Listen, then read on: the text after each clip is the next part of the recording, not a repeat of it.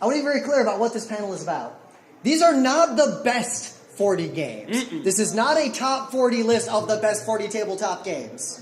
More importantly, these are not the most important tabletop games. Payless is arguably the first worker placement game ever.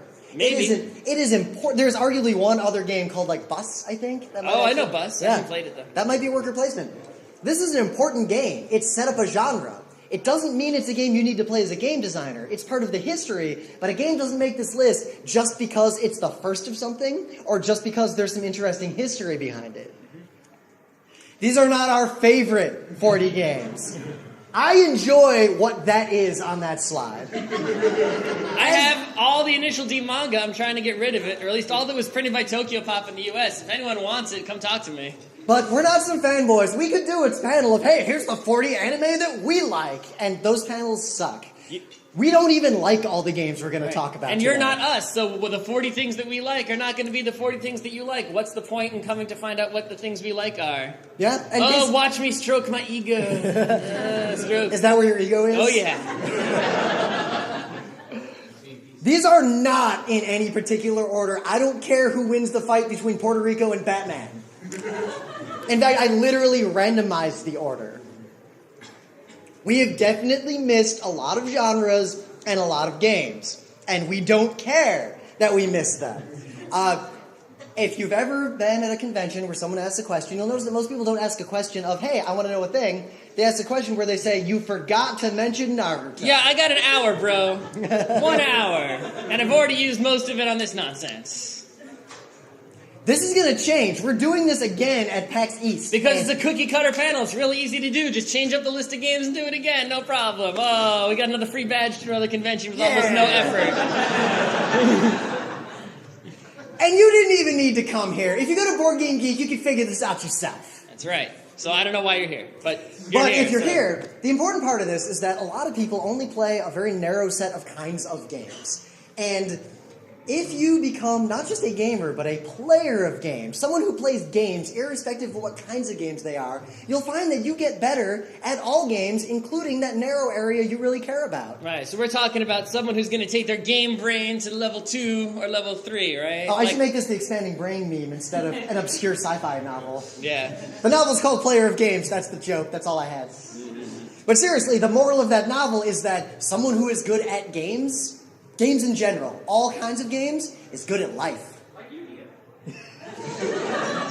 Let's get right into it. Tigris and Euphrates. This is actually my favorite tabletop game. It is also my favorite tabletop game. It is notable because most tabletop games do not actually survive serious play for very long. If you take any tabletop game and you and a group of people try to be good at it, after 6 or 7 plays, you will probably break it. You will probably play it perfectly. You will probably be bored with it. You'll figure out the cheap strategies. Right, and a lot of games are just, especially these days, are a lot of floof around the same exact thing. So it might take a while if a game has, a lot of complexities to it, but you eventually figure out, this game is actually rock, paper, scissors in disguise.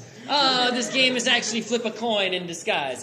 This is a vote who wins game. And it starts to look a lot like all the other games that are just like it. But T&E, there is no game that is like this. So this game has probably survived easily 100 plays among a group of very serious gamers. And it still holds up. I still don't have very significantly powerful strategies in it. It's one of the deep, complex, abstract, German-style games that epitomizes that genre of take a bunch of cubes and do stuff with them. Cubes and tiles on a board. Yeah, there is a great app for this game. I don't know if it's on Android because I don't have a crappy Android phone, but it's on iPhone and iPad. So it might be on Android. I don't know. But this game will survive your play no matter how long you play it. Frank Herbert's Dune, this board game? Good luck getting this game. Most people pirate it by just making their own. There's also, you can print your own. This game was put out in the 70s, and it hasn't been put out since. I bought one on eBay a long time ago. But there is actually a newer game, I think it's called Rex, which is the exact same game with a little bit of fixing, the polishing, and a different theme because they didn't have the license to use Dune again. but it's almost the exact same game. Now, the reason you should play this old Dune game, and our rule for things being on this list, is that they have to instruct or teach 2 interesting things. So even a good game, if it doesn't do 2 things that some other game on this list didn't do, we're not going to talk about it. Dune is a highly evolved, better version of diplomacy. It'll give you the same experience without 5 hours leading to a 5-player draw. Yeah, we played it over the weekend. It took a while to teach, but then we played it in like an hour or And two. I won, Yeah, so. But 2, a lot of board games have a really good theme, and then there's the game. I have never, ever seen a board game where the theme so closely ties itself to the game mechanics. Right, it's like you can tell whoever made this game wasn't actually thinking too much about game design. They were literally just translating the things in the book into game mechanics, and somehow it actually turned out to be great. Like the kinds of things that happen in Dune, the novel, happen in this game reliably, even if none of the players have ever read Dune, the novel. Right. The most miraculous thing about this game is that it had the 6 factions to choose from. If you know about Dune, it's like Bene Gesserit, Emperor, Harkonnen. Yeah, he loves Harkonnens. I like the Guild. And when you see the powers that they have, right? You like someone hands you one of the races, and you read it, and you're like, these powers are unfair. I'm going to win this game. No, everyone has a completely different and completely ridiculously unfair superpower. And it's evident even if you don't know the rules. I'll tell you the Harkonnens' powers. Everybody gets 1 traitor. Don't even worry about the mechanics. Among the generals, all the other people have. Harkonnen get 4. Everybody can buy these treachery cards. Harkonnen gets free ones all the time. Everyone can only hold 4 treachery cards. Harkonnen get 8. Right, the Guild, right? Oh, if you want to put dudes onto the planet Arrakis to fight, you have to pay spice to the bank. But if the Guild is playing the game, you give your spice to the Guild. That's like if one of the players in Monopoly is the bank. Oh, you want to buy that Mediterranean? All right. Over here. So if you want a purely political, alliance-driven, complicated game that is not bad like diplomacy, play this game. Mafia, Werewolf, this game, there's a million social deduction games. If you've never played one, you should play at least one, and Mafia is probably the best one to play. If you like Mafia, you'll like Resistance and Secret Hitler and all those other games. Right, all of these games, most of them are pretty much the exact same game, just crooked slightly so, right? This is the purest form, however. You'll know this game, you'll see a bunch of kids sitting in a circle, and they're like tapping on the table and being real annoying, and then someone yells at someone. Now, the thing is, a lot of people play Mafia where if they don't play it the original way, right? I want to play the original way, but no one wants to do that with me. The problem with social deduction games, meaning if you never played Mafia, the idea is that some of the players are Mafia, and every night they wake up secretly and kill somebody. And then during the day, everybody wakes up and tries to lynch someone in the Mafia based solely on arguing with each other. Meaning, when we play with our friends, they kill me, then they kill Scott, then they play the game. So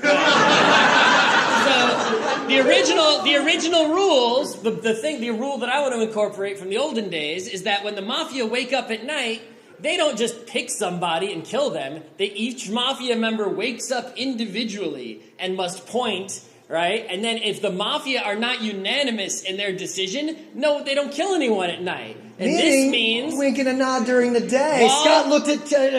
During the day, while everyone is awake, the Mafia have to look at each other and have some sort of signal to figure out, so they all vote the same way at night, which means the civilians during the day can look at the Mafia and say, I saw Rim winking at Scott Johnson. And of course the Mafia says, I saw Scott winking at other Scott. Right? You know, I feel like they would still kill us first. Sure, but the point is you look at people and at least, regardless of what people say, you can use your own eyes to look at other people and try to, who do you think is signaling? But these kinds of games have a low barrier to entry, so you can play them with unlimited numbers of people at conventions, even when people might be intoxicated. And you don't even need equipment except human bodies. A deck of cards... And are we going too slow that we're going to finish all these games? No, because I have way more than 40, and I'm not worried. Some of these we don't need to say a lot about. We're just going to stop when we hit time? All right, Codenames. You've probably seen a million people playing this game. If you haven't played it, that's your key. If you see a ton of people playing a game at a convention and you haven't played it, it's worth at least figuring out what the deal is. It might be bad like Munchkin, but at least then you'll know. Now, the thing about this game is it's all about communication, right? And you play it on teams of 2 versus 2 usually. So what you can do is you can play with someone you know really well, and then use your inside jokes to gain an advantage. Because you're just you got a psychic bond with this person, and then play with a complete stranger in another game and see how good your actual communication skills are. Yup. The game is also notable because you can effectively play it with an unlimited number of people greater than 4. Battletech. Old-ass Battletech. If you have never played this game's kind of bad. It's got a lot of problems. It's super fiddly. You literally have to sit there rolling D6 over and over and over again. 2d6. While someone else, I'll literally be like 4, and Scott's like right center torso. There's a lot of lookup tables, right? You roll, it's like 11. What does that mean? I mean, this character sheet. What the hell is even going on here? So what's really fun about Battletech is that, you sort of make this giant robot and you put all the equipment in different places on the robot and you take damage to different places, right? And then crazy things happen. Sometimes you do all this work to customize this robot. You go into battle, 1 shot to the head, boom, it explodes the end. Pete still has the character sheet from that one game. Yeah. So the interesting things about Battletech is that if you've never played one of those hex-based, have squad leader, troop type stuff going around on a board, it's an experience to have with a bunch of friends. That's a part of gaming that's not super common.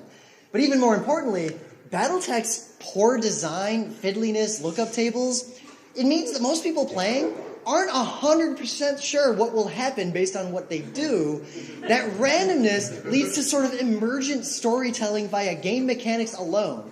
Even if you're not role-playing, the story starts to emerge because crazy things happen, and you're trying to mitigate the chaos. It's more like real war than like a war game. Also, Scott is obsessed with small lasers, and that never works out. Well, the game gives you so many options of things you can do. Okay, well, I'll just dislodge my arm because it's going to explode, or I'll jump and land on someone's head. All I'm going to say, I'll just punch the other robot. If you ever play in this game and one of your friends just keeps shooting their PPC into the ground and you don't know why, don't go anywhere near them. Right, it's like this. Torchbearer. So, if you never played the old Dungeons and Dragons, Dungeons and Dragons. Right, BECMI Dungeons and Dragons, the one that's a red book. You've seen those t-shirts, they're red, and it says Dungeons and Dragons, it's a square, picture of a dragon in it, and a guy with the shield and the fire's coming out, right? That one. You know what I'm talking about. I hope so. I hope so. If you don't, that's a problem. But Dungeons and Dragons is very different today. It was not really about role-playing back then. It was mostly about you're murder hobos, and you go into a dungeon, get as much loot as possible, and get the hell out. Right, if you look at those old D&D books, how much XP do you get for, killing a monster? Not much, right? A monster was an encounter. The idea was to get around it by any means possible. Fighting isn't really that great. You got 1 XP per gold. It was all about gold. If you get gold out of the dungeon, that's where the XPs come from. Torchbearer is a modern reimagining, a streamlined, modern indie RPG that evokes all the feelings of old D&D with a modern system that is very easy to learn and very brutal. Yeah, the book is only yay big. This is an amazing RPG to play with 4 people or so. But the other interesting thing it does is it incorporates this resource cycle, this grind of you do stuff, and then you've got to sleep or you're going to start getting sick and you might die. And the things that tend to take you out are disease or rats ate the food. Right. If you're going to play a tabletop RPG that's about going into dungeons and getting loot, you should be playing this one. Zendo. Zendo just got re-released. Buy the new Zendo. It used to be hard to get Zendo. You had to buy these pieces. They ain't cheap. It averages over $1 a piece. The company is what, Looney Labs? Looney Labs. So there's a company called Looney Labs, and they make a whole set of different games that you can play with these pyramids, and the pyramids come in different shapes and colors, right? And you can buy ice dice, and what are the other ones? Ice dice was the highest ratio of pyramids per dollar. Right. But basically, it's you would just get these pyramids, and there's an incredible number of games you could play with the pyramids. Sort of like a deck of playing cards. Just so many games you can play with it. And Zendo is the only one of those games that I found that's worth playing. Zendo is a sort of competitive, but really cooperative game where one player's the master, and they make some shapes, and they say, one of them has the Buddha nature, one of them does not. And on your turn, You make shapes, and the master tells you if they have the Buddha nature or not. You win if you can say what the rule is that gives one of these contraptions the Buddha nature, and the master cannot refute you. If you can explain why those ones on the left have blue dots and the ones on the right have white dots, then you win. So you're sort of working together, but also you're working against the master to figure out what their puzzle is, but the master doesn't care. They can't win the game. They're gonna lose it eventually, right? And you're competing against the other players, like who can figure this out first, but also working with them to figure out that evil master's rule. The game has an effectively infinite scale of difficulty based on how smart your group of friends are. Right. The game can take an unlimited number of players. The game provides a spectacle. If you set this up on a table, people will walk over and ask what the hell's going on. And because the barrier to entry is 0, you can say, do you want to play? People can walk in and out of this game as it's going on, like set. I used to bring it to conventions, and we do just that. Right, so you can play with the rules for this game. You could do something so simple as like, exhibit the Buddha nature if you have no yellows. Or you could go as difficult as like, it exhibits the Buddha nature if you have a prime number of pips on the pyramids. Are there 2 red X or 3 blue pyramids larger than the smallest size? Don't play like that. Unless you're playing with geniuses, then play like that. Has anyone even heard of this game? Oh my god. Oh my god. Fast food franchise is everything that you wanted Monopoly to be, but isn't. It is Monopoly. You literally roll the dice, go around the board, land on a thing, and buy or not buy. But there's also this thing going on in the middle of the board that's crazy. This is an abstracted map of the United States of America. The fact that this is an abstracted map of the United States of America is amazing. Right, but the point is, you get the exact same thing as Monopoly, only more fun, and it takes way less time. We're talking like 30 to 45 minutes. So if you want to experience Monopoly without spending 4 hours of your MagFest, find a copy of this game, play it. There is no other game like it on Earth. Mm-hmm. There might be, but this is also, a good one. Chicken Surprise. Ice Cream Scream. Spotted! You might see us playing Spotted.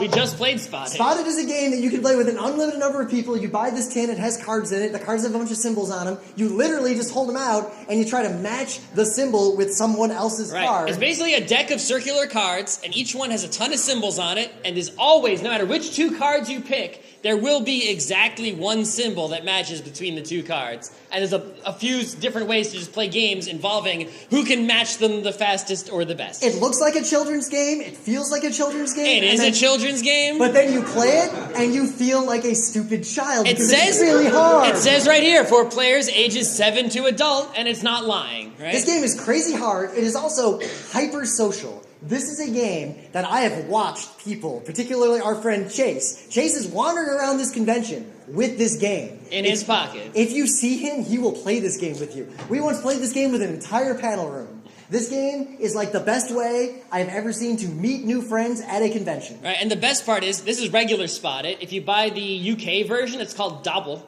And if this comes in a lot of different themes, you can buy like NFL Spotted or hipster Spotted or whichever. I got Halloween Spotted personally. It's got bats and graves on it. You can also, the best one, which I'm gonna get, is Spotted Splash. Oh yeah, the waterproof one. Spotted Splash comes in a net and has plastic cards, so you can bring it to the beach. Jungle Speed. This is the only board game we've ever played where someone broke their finger playing it. It was at a MagFest that this happened. Right. So there's a bunch of crazy evil cards in a deck, and the cards are, have all kinds of crazy shapes, but you'll see there's one card of each shape of each color, so every card is unique, and the idea is that when their shapes match, even if their colors are, different, right? It's really like a thing that messes with your perception, like, is there a match or not? Right? If there is a match, you got to grab that wooden totem faster than the other player, and that's when you break your finger. This is a board game. This is also a sport. Puerto Rico. Well, I played this today also. We played this today. We spent a summer back when we were first starting to learn all this game theory nonsense. We played Puerto Rico, a 3-player, over and over and over again, 5 or 6 times a day for an entire summer.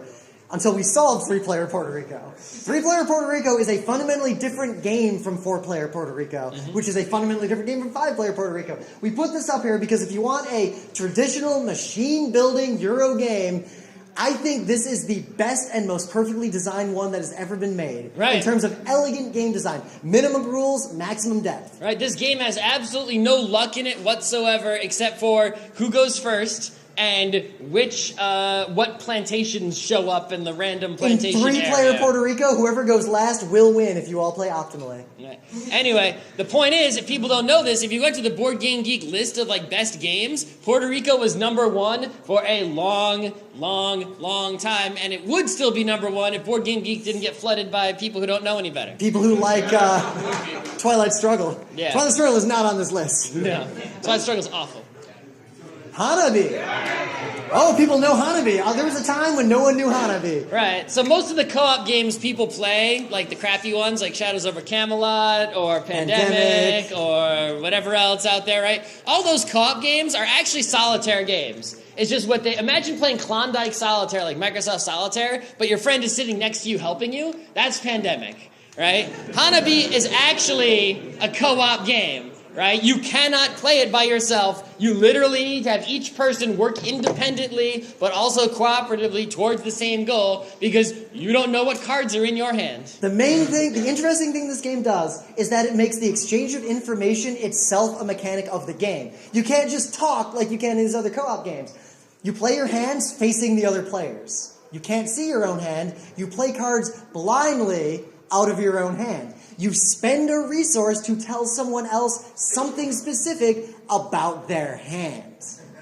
You got to remember because they can't tell you again. They can't remind you what they said. They say it once and that's it. You got to remember. Okay, this card is that. This card is that. Okay, I have 2 green cards and these are them, which means these aren't green. And I have 2 2s and those are these 2 cards, which means this is a green non-2. Okay. This is one of the only 2 games I can think of that have information exchange as a fundamental mechanic, yet are otherwise a normal tabletop game. The other one is Res Publica by Rainer Knizia. Mm-hmm. Vinci, how many of you played Small World? Do you know that Small World is actually a redesign of a game called Vinci by the same guy? Vinci's out of print. Vinci is in every way superior to Small World. Yeah. So Small World, it's like when you play Vinci, first of all, the Vinci rulebook had like some misprints, and the production quality of it had some problems, like it's little chits and stuff, right? Yep. It had those kinds of issues. And in Small World, they polished it up and made it more modern, put a better theme on it. But the thing is, in making it more modern, they took away the insanity that is Vinci. And so I ended up liking Small World less, even though I saw that it was technically a better design. Vinci's gameplay is in a much wider space than Small World. Small World, actually, whether you realize it or not, its rules heavily constrain the possibilities in the game. You don't have that many tactical options, and if you play the game enough, you're not making many decisions. Your decisions are always straightforward. So there's 2 main differences between Vinci and Small World. In Small World, the game ends after a certain number of turns, period. In Vinci, the game ends when someone gets enough points. That's a huge difference, because now there's a whole bunch of strategy in Vinci surrounding controlling when the game ends. Like, don't score too many points, don't want the game to end. Yep. Or, oh my god, I'll push myself just over the line, oh, and then someone passed me. Oh, or, no. I'm going last, I think I can eke out and get 1 point ahead. Yep. The other main difference is that in Small World, when you're building your like race or whatever, there's like the pieces on the right and the pieces on the left, and you get one of each, right? So it'll be like, oh, angry skeletons or something like that. I don't even remember. This game is just 2 things. You get skeletons. In Vinci, it's just a bag of squares, and you get 2. You could get barbarians. And you just get tons and tons of guys. It could be anything. And that insanity is actually tons of fun, because, you never know what you're going to draw. But the game also has a lot more input for your decision-making, skills, and risk-taking. The point is that just because you've redesigned a game to be more elegant, more streamlined, and have better rules, doesn't mean it'll actually be more fun. Mm-hmm. Wizard. Mm-hmm. Wizard is a traditional trick-taking card game. It's called Oh Hell if you grew up in the Midwest. Right. Do people know what a trick-taking game is? Bridge, hearts, euchre, whist. Does anyone not know what we're talking about?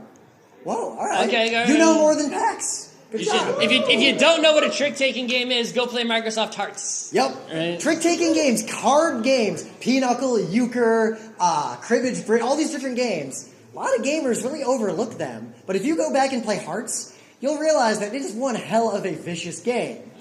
Wizard is the best trick-taking game to try to get people at a convention like MagFest to play with you. And the best, you can play it with 2, 3, 4, 5, or 6 people, because the 60-card deck, it divides evenly no matter what. Here's the deal, the interesting things about it. You bid how many tricks you are going to take. You only get points if you take the number you bid. You have to be exactly right. So if it's the first hand of the game, you play 1 trick. You're bidding 1 or 0. Are you going to take that trick or not? The second hand, you got 2 tricks. You're going to take 0, 1, or 2. The game escalates. Play a hand of 1. How many do you bid? Now play a hand of 2. How many do you bid? Scott already bid 2. I have a wizard. Should I just bid? What's going to happen? If he plays his wizard first, I might lose my wizard. The other interesting thing is that trick-taking games like Whist and Hearts, they'll have Trump and all these other things, but you can card count, and that adds a very heavy skill and memory dimension to the game. You can do that to inform decisions in this game, but because you play hand of 1, hand of 2, hand of 3, and because there are wizards in the deck. Wizards are magic cards. If you play them, they automatically take the trick no matter what, and you can even play them off suit. Mm-hmm. It prevents pure card counting, and it makes the game much more about risk-taking. Right, and we can't neglect to mention that, you can this play... fantastic art. You can play Wizard with any old deck of cards as long as you get 4 jokers and 4 something else to be the extra cards to get up to 60. Bicycle rules cards. Yeah, the 4 bicycle rules cards, sure. But if you get this deck of Wizard cards, the art is simultaneously not great, but also hilarious and also amazing. I should put the NARS up here. Should put the Scott Johnson up there. The game is a German game, so Z, those are wizards because the word is Zauberer. But yeah, we have a friend, Scott Johnson, who looks exactly like one of these cards. Yeah, the blue card number 2 looks like It's like this guy, he looks like he's in just some Under Armour going for a jog. That's our friend Scott Johnson. Bonanza. So people love when they play games to trade stuff with other people. Like Settlers, I'll trade you 3 sheep for a wood. Right, that's the fun part of Settlers, trading, right? But the fact is, most games, trading is usually a strategically bad idea, even when it's legal. Right? But in Bonanza, you are forced to trade, right? Every turn, you got these 2 bean fields, and every turn, you take these 2 beans. You either got to plant them or trade them. You got no choice. And if they don't match the beans you got, you want to trade those beans away big time. So it gives everyone this huge incentive to get rid of things in trading. And now other people who want them, right? You might draw high demand cards, you might draw low demand cards and have to trade something away cheaply or give it away or do something with it. Right? So you get all the fun of trading without that bad feeling that trading is not a good idea to actually do, even though it's allowed. So if you want to play that kind of trading game, the 2 interesting things that this game instructs are that 1, when you draw your hand initially, it's in order. You cannot change the order of your hand. Things come into the back of your hand, they come out the front of your hand. That is a weird mechanic that is not common. How often do you play a game and you're just like, shuffle, shuffle, shuffle, shuffle? You can't do that in Bonanza. Yep. You got to keep that hand the same way. Wine the Film does the same thing. That's also a good game. Similar, yeah. But so we call that Bonanza hand. But 2, like Scott said, it's rare to find a game. Like we looked at this game and we got the rules explained to us and we thought it looked kind of dumb. We weren't into it. And then our friend was like, say, I need that cocoa bean. What will you give me? I need that cocoa bean. I will do anything. There's only 3 cocoa bean in the deck. It's an ultra rare cocoa bean. Don't play this game boring. Play this game loud. Glory to Rome. It's hard to find this game for reasons I don't want to get into, but if you see this box, buy it. It's rare and expensive and hard to get and super out of print. You might see the same game called Glory to Rome in a really ugly box with awful art and you can't understand what's going on. It is the same game, just really, really graphically unappealing. Glory to Rome will introduce you to the games of Carl Chudik. If you like Glory to Rome, you will like every Carl Chudik game except Impulse. And if you don't like Glory to Rome, you can stay clear of games like Innovation. Glory to Rome has mechanics that I have never seen in any other game ever. Multiple of them. And it combines into a game that is hard to describe, difficult to be good at, and intensely engaging, and only takes about 40 minutes to play. I don't even want to get into the details because we don't have time, but if you see this game, play it. The main thing about his games is the games where cards do 4 different things. You have a hand of cards, and each card means 4 different things, 1 thing per edge of the card. And you can use cards in different ways. So do I want to use it for this, or do I want to use it for that? But the other thing about this game is that combos can occur. Like you have cards that do things like draw a card every time you have a client action. Get 4 client actions for everything you have. If they combo in a weird way, the rules are very clear. That just happens. Oh, I get 40 actions now. And it even does, this game does so many unique things. You know, a lot of games, like Power Grid especially, the game, like the thing happens that triggers the end of the game. You have to do a bunch of fiddly bullshit that no one really understands and look in the rule book and like go around one more time. And then who's the starting player and all that nonsense. This game, everything that ends the game is immediate fuck you. Someone builds the last building, game's over, score immediately. There's a building you can build. If someone builds it, the game is immediately over. If you can build it right at the early part of the game, it itself is worth enough points to win the game. Camel Up. You ever see, you go to watch a movie and there's a horse track in the movie and there's always that guy with a whole bunch of money in his fist just going like, come on, Red, woo! Old girl needs to eat food tonight. Right? And then when they lose, like, nuts. You throw the money on the ground. If you want to role play being that guy, you can play Camel Up. The two novel things this does, it is a gambling game. You are just betting on what camels will come in first place in this race. But, that's it. That's it. It's a dumb game that is pretty random. And even though we keep talking about all these serious high-skill games, dumb random games can also be fun and super enjoyable. And the best part is you roll the dice, go in that pyramid, and then you shake up the pyramid and go push the button, and one dice comes out and has a number, and that's how the color of the dice tells you which camel moves, and the number tells you how far the camel moves. But the other thing, you see the camels are stacking up right here. Uneducated people think that this game is called Camel Cup. They're incorrect. It is actually called Camel Up, because you notice the camels stack on each other. If a camel lands on another camel, and then the camel under moves, he brings his friend with him. This game is so much fun. Tales of the Arabian Nights. Full disclosure, I did not enjoy this game, and I never want to play it again. I don't want to see this game ever again. However, I feel like everyone in this room should play this game once. There is nothing else like it. So what this is, if you like Choose Your Own Adventure book, this is Choose Your Own Adventure Weekend. This, in an era before, computer games, this is just a board game, role-playing game, where you do stuff and it tells you a procedurally generated story. It literally comes with a book.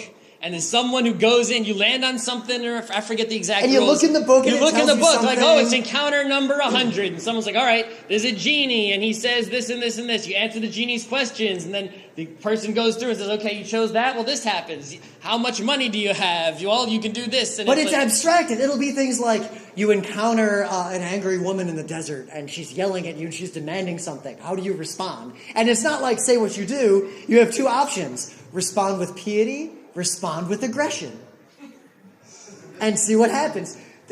It's weird, and I don't know if you'll like it, but you gotta see what the deal is with this game. I've never seen another game that is like this game, and that's a reason enough to play this game one time, just to see what the deal is. Eclipse. This is probably the upper limit of how much complexity you can put into a tabletop 4X game without it being unplayable, or that guy takes 8 hours on his turn and you never finish it.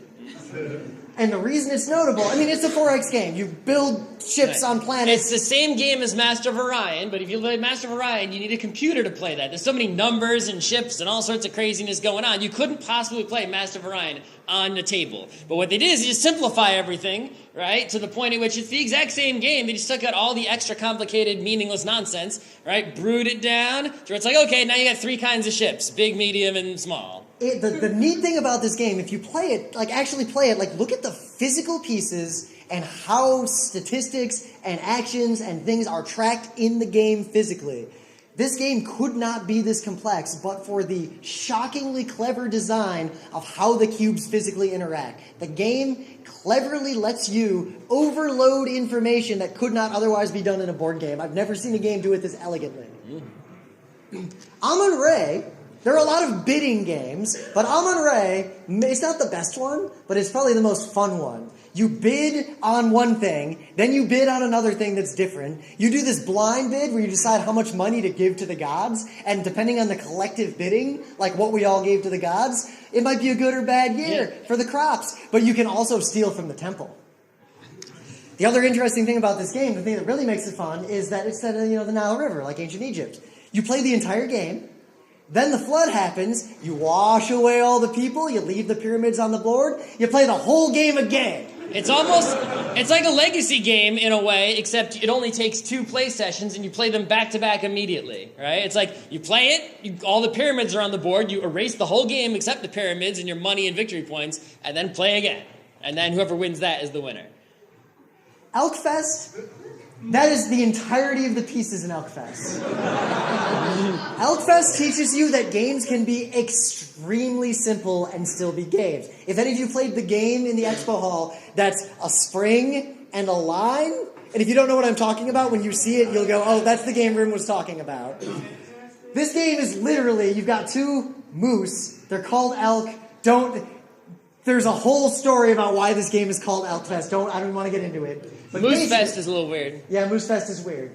You're trying to get your moose onto the other guy's pad. And on your turn, you flick these stepping stones. And then you move your moose from 1 to 1. If a stepping stone is close enough to where your moose is, you can sort of move them a little bit. If you knock your moose over, your turn's over and you got to back up. It's Wet moose. It's literally just a dexterity game. You race across a board toward each other. At some point, you cross paths. I usually just carry this game in my pocket anywhere I go at a convention because we can just bust it out anywhere. We could play it on this table. We could play it on the floor. It'd be really hard on this table. It's narrow. Yeah. You got to get that moose moving pretty narrow. You could just set it up on opposite sides of MagFest and just slowly play toward the middle. Also, again, sport, physical game, dexterity games. There's a lot of games that involve flicking. Catacombs. Good one. Catacombs. It's a good one. Exit the game. Anyone do an escape room ever? Right. I don't know about you, but I hate escape rooms. They're really stupid.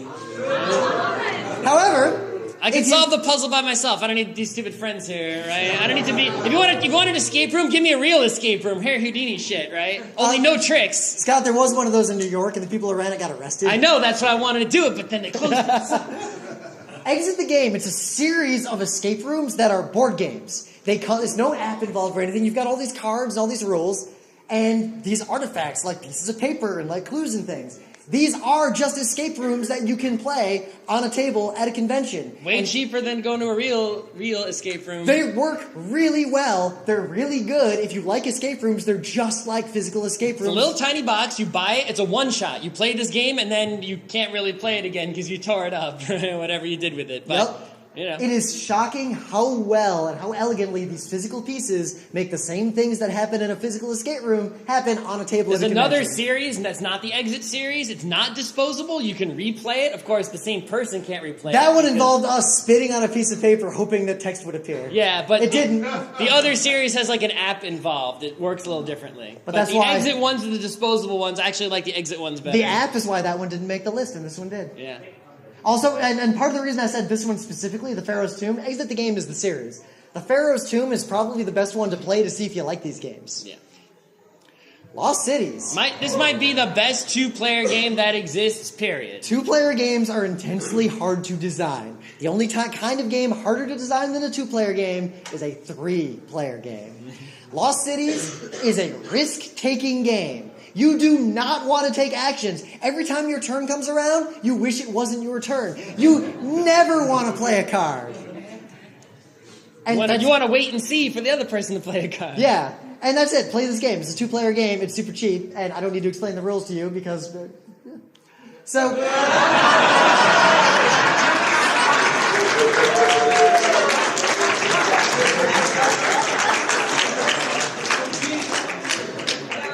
Tell you a tale how old I am.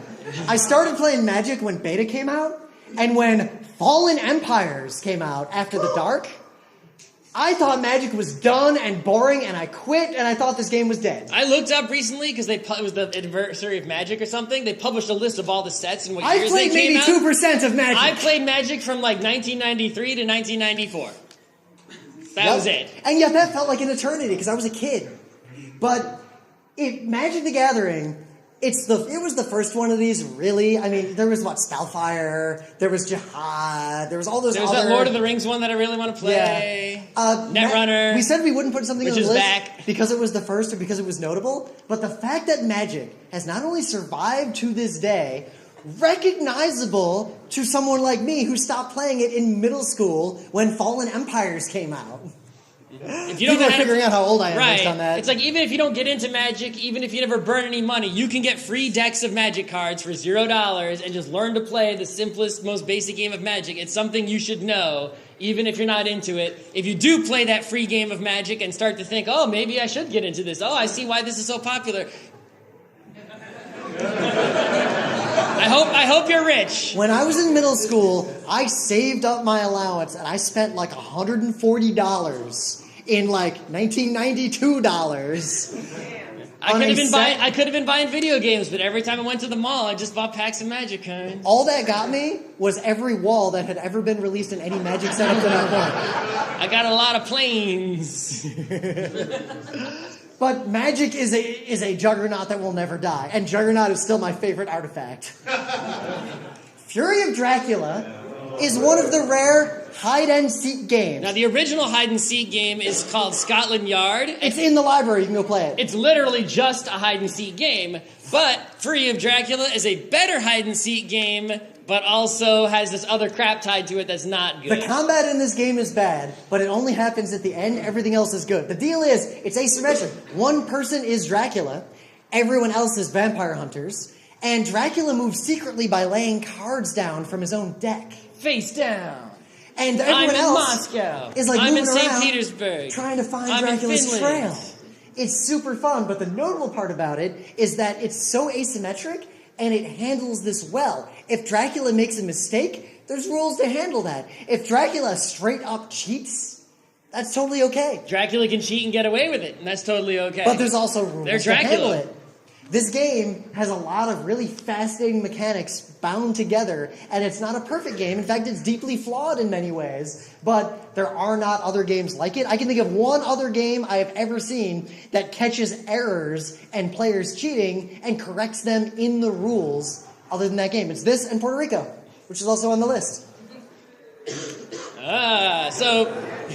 Like, what happened, so the deal was, like, a few years ago, right, I'm going on Board Game Geek, and I see the list of games, and, like, game 6 is, like, Android Netrunner. I'm like, what the hell is that? I never heard of that. Well, how did it come up to number 6 from me not hearing about it ever in my whole life, right? So I bought this box, and I thought it was just some two-player game. But actually, no. See, when I was a kid playing Magic in 93, 94, whatever that was, right, I said, man, if only they would just sell me 4 of every card instead of making me buy random cards. Wouldn't that be great? Yeah. Right? Well, apparently someone did do this, and I just didn't hear about it until it was way later.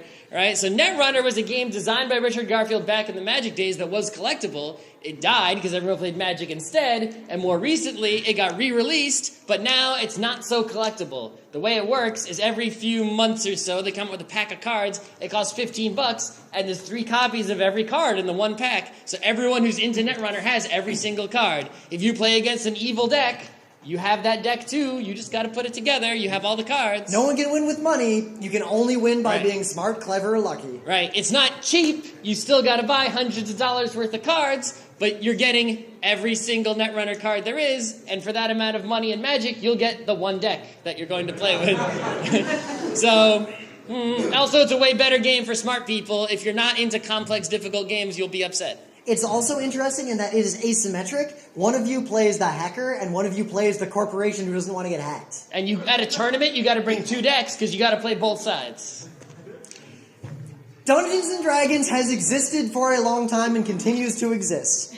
I don't particularly... Well, I enjoyed 2nd edition the most of Advanced Dungeons and Dragons, I'll admit that. Nostalgia. But it was deeply flawed in fundamental ways that kind of made it a bad role-playing game. Case in point, you had weapon proficiencies, and anything else, anything that wasn't killing, was called non-weapon proficiencies. D&D is just, it is not the best RPG. By some definitions, it's barely even an RPG if you play some other interesting RPGs. But Dungeons and Dragons is notable in that it is instantly recognizable and playable by anyone who has ever played D&D throughout its entire history of D&D. I mean, THAC0 disappeared, rules changes. I haven't played D&D since like 3rd ed. But I'm confident I could sit down to a D&D of like 10th edition and just play it. And also, it is the game that most people first experience playing an RPG with. Knowing the deal with the RPG that most people in the world who have ever played an RPG have played, gives you a basis to understand all the arguably much better, more streamlined RPGs that are more focused on specific kinds of storytelling. Right. So D&D is bad. You shouldn't make it your game and have a big campaign of it. You could play something else, but you got to know D&D so you know what you're talking about when someone yells at you for saying how bad D&D is. If you want to know about all those other games and why we're so down on D&D, because remember, I love D&D. I played D&D. No, you don't. I do. It sucks. I played more D&D than any other RPG to this day. That's only because of the realities of this awful world. Yep.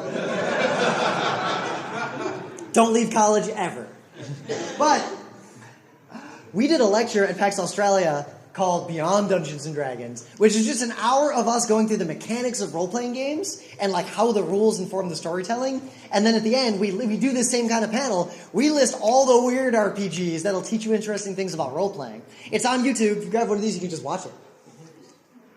Lady Blackbird is an RPG that starts in Meteor. It's free to play. You can just download it. Download these PDFs and play. You can download them now, print them at the business center, and play this game tonight. Someone's the game master. Everyone picks a character. The characters are already written. You read your sheet. It tells you your character's deal. The story starts the same way every time. Everything is already set up. You just start playing. What do you do? This is Firefly crossed with Star Wars. The other novel thing about it is that it sets up this world and there's all these proper nouns, but it doesn't give you any context for them. The primary way you drive the story forward in the game is there's a mechanic that boils down to, hey, this is like that thing we did that time, where you and another character get a bonus if you tell the story of something that happened in your past relevant to the current situation. You start in a world you know nothing about in the middle of a crisis. You play the story forward while simultaneously writing the backstory. It is amazing to see this happen. I put this on this list because if you've only played D&D, this will show you there's another way. So, I do not like poker. I think poker is kind of a shitty, not that fun game. Pendante, you know in poker, like if you really play poker, it's not like Maverick. It's not like every hand is this crazy drama. You fold 98% of the time if you're smart. But Pendante makes every single hand of poker that hand at the end of the movie Maverick. And even if you have a really bad time playing this game, the mechanics of it are bad, you're losing at the game, all the cards have pandas on them. It's great. And the other great thing is that there's no way to get a flush in this game, but you can get a floosh. So you can go floosh, and that's awesome too. The other fascinating thing about this game, it's for poker. Like you play it with poker chips, but not for real money. But say you're crazy. You could play for real money. At the back of the rule book, it says, hey, do you want to play this for money? Here's the playing for money rules. Do not do. Do not do. You don't want to put your money in the hands of a panda. America is a trivia game about the United States, and it is amazing, even if you hate trivia games, which I hate trivia games. All right, the main problem with trivia games, like bust out an old Trivial Pursuit from before you were born, and it's like, oh, what celebrity in this movie you never seen? And it's like, I don't know. It's not fun, right? It's like you can't even guess at what it could possibly be, right? And it's like you either know it or you don't. America, the way this works is they come out, it comes out with something. It'll like say like M&Ms. It'll be like, all right, guess the year M&Ms were first sold. Guess how many M&Ms are on average in a bag, and guess what was the what first state thing? is the largest M&M factory in? Yeah, and it's like so you take turns putting things. There's two lines and a map of the United States, and you put out things making guesses of the three things. It's like you might put your chip on a state, or you might put it on a range of years, or you might put it on a number. Right, and you get points if you can even get points for being close if you're not exact. You don't get points for being way off though. So. Yeah. But it's like anyone, even if you don't know, you don't have any information in your brain, you can start to make guesses and learn things. A bunch of German game playing, like we complain about everything and we hate Americana games and we hate like boring regular old board games. We somehow find this game to be amazing and I kind of want to play this regularly. right now. I wish we hadn't. I hope Chris and Anthony brought it. We'll see. So, there's train games. Most of you have probably never played what I would consider a train game. Games Ticket to Ride is not a train game. Nope. Ticket to Ride is a set building game that happens to have a board it doesn't really need. Railroad Tycoon is a train game, but it's sort of a baby train game. You lay out tracks and you move cubes from here to there. Right? This is a real train game. You should play one train game in your life. If you're gonna play one to see what the hell is wrong with these people, full disclosure, I like this game a lot. This is the one to play. Right? Most people who play these games are train nerds who care about train history. So a lot of the things that happen in this game are accurate to train history and are just going to go right over your head. Don't have to worry about them, though, because the game is so perfectly playable without knowing what happened in 1846 in the Midwest. This is the one to play. But the interesting things it does is you are a person in the game. You buy stock in companies and run those companies. You'll probably only have one. You might have more than one. Your money is separate from the company's money. Company buys a train.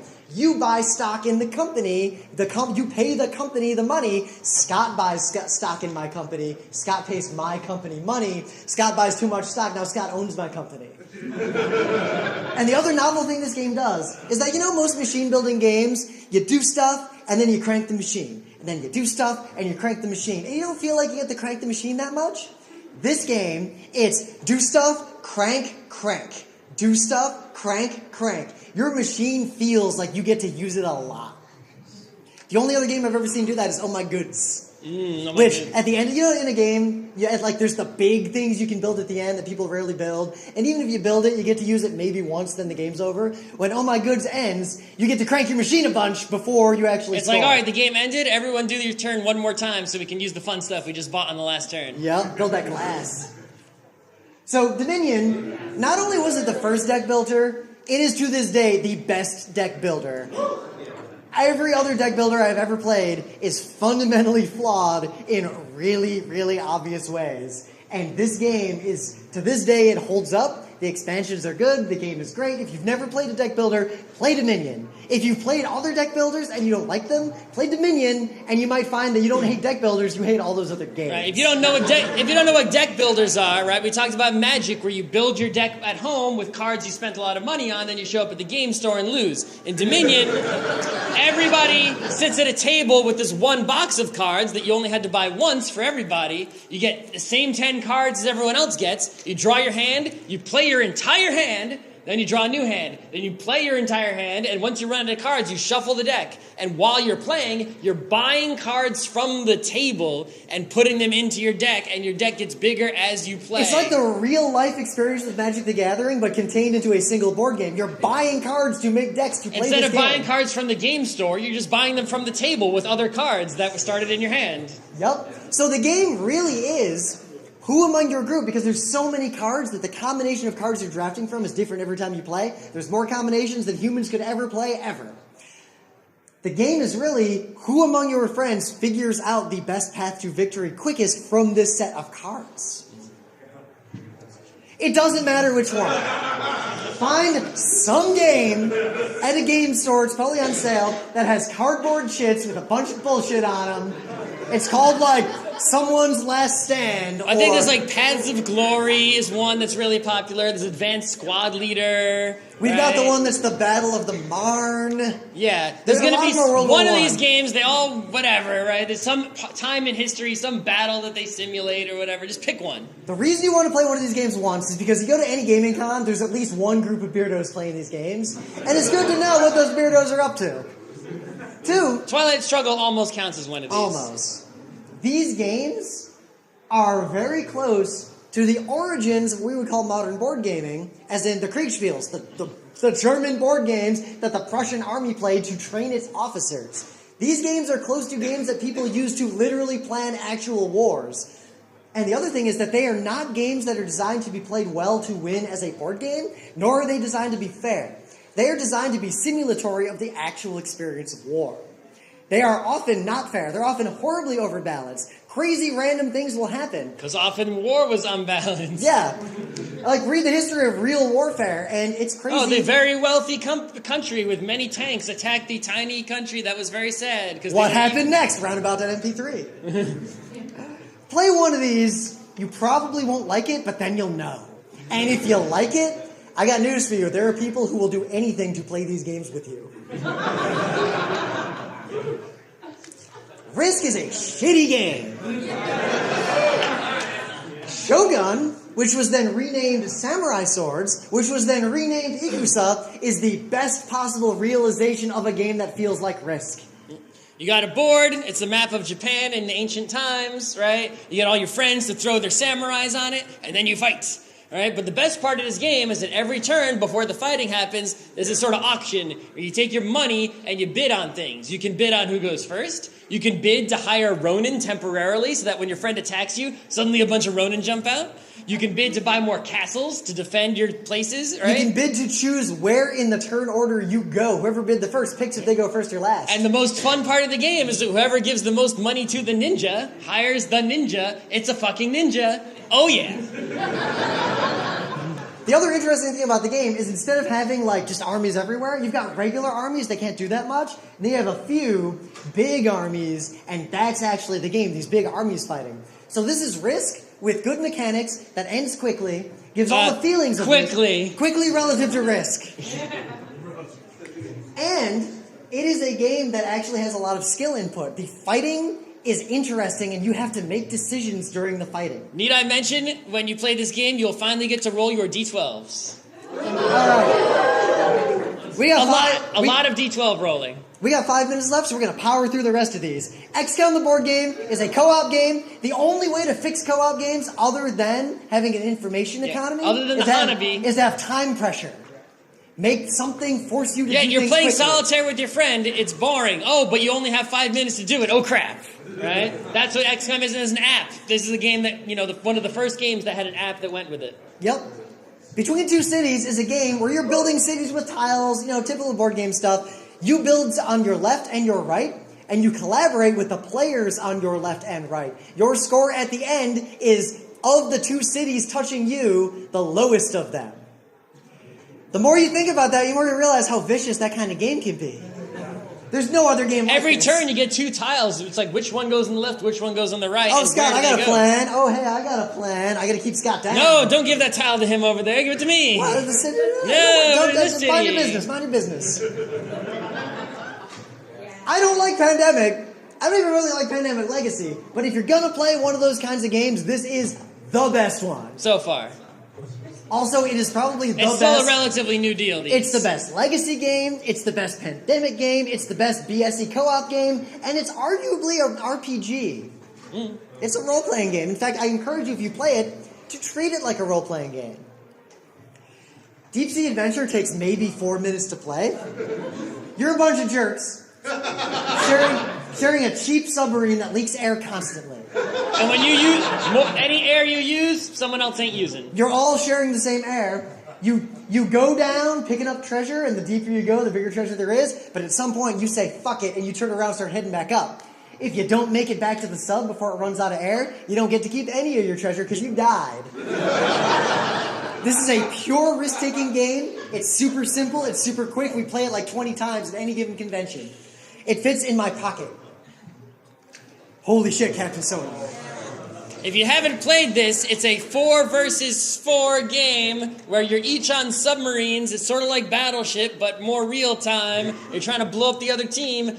How a board game is 4 on 4 out there? 4 on 4, real time, no moderator, no game master. It moderates itself. You give orders like move north, move east, move north, move west, fire a torpedo in that direction. And then the other team tells you if they hit. There's no game like it. Play it. It's amazing. Factory Fun is actually super out of print, so I feel bad about telling you to play it. The notable things about it are it's a pipe and goop puzzle game, which that's a genre as far as I'm concerned. And it's effectively solitaire. No matter how many players you have, the game is the same. So if a player walks away from the game, totally doesn't matter. New player could come in and take over their spot. The only interactive part of this game is that every turn, new factory pieces show up, and you basically go 1, 2, 3, and try to grab all the pieces. If you touched it, you have to play it. That's the fun part. If it turns out that it really ruins your factory, that sucks. Axis and Allies is a really shitty game. Quartermaster General gives you all the feelings of Axis and Allies, but it's actually a good game. It's not random, other than your deck of cards. Combat is, you kill one guy. You can only have one guy in a space. It's like this hyper-elegant version of Axis and Allies. It is great fun. We play it every year at PAX East. It's also 3 on 3, which is great. 3 on 3. It's balanced, it's fun, and never play Axis and Allies again. All right, we're out of time. Go to the end. We have 30 more seconds. Every player is playing a completely different game with completely different rules, and yet somehow it all works. One person's the goblins, one person's the adventurer, one person is the cave itself. One person's the dragon. There is nothing else like this. It's so weird. And this is the last one. This is a LARP. No table, right? So the deal is, a lot of people have never played LARPs, either because it's usually creepy people dressed up like vampires hitting on you in real life. A little too real, I know. Or people hitting each other on the head with sticks. Yup, that's the other kind. This is the kind of LARP that people mostly play in Europe and Scandinavia. But this one was designed in America by a guy named Luke Crane, who also designed Burning Wheel and Torchbearer. Inheritance is a one-off. You buy this bag, and you can play the LARP of Inheritance with a group of your friends. One person moderates it like the Game Master. The rules are very simple. They're very elegant.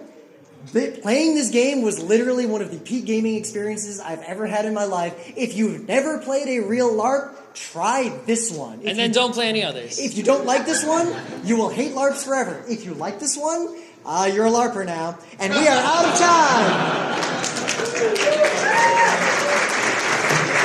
I guess we still have to do more panels here at some point. If you have questions, grab one of these flyers. There are videos of our other panels, and if you email us, we do answer our questions. Also, if you want to see us tonight at 8:30 p.m. in Mages 1, writing rules for tabletop games, it's us and Luke Peterschmidt who knows what he's talking about.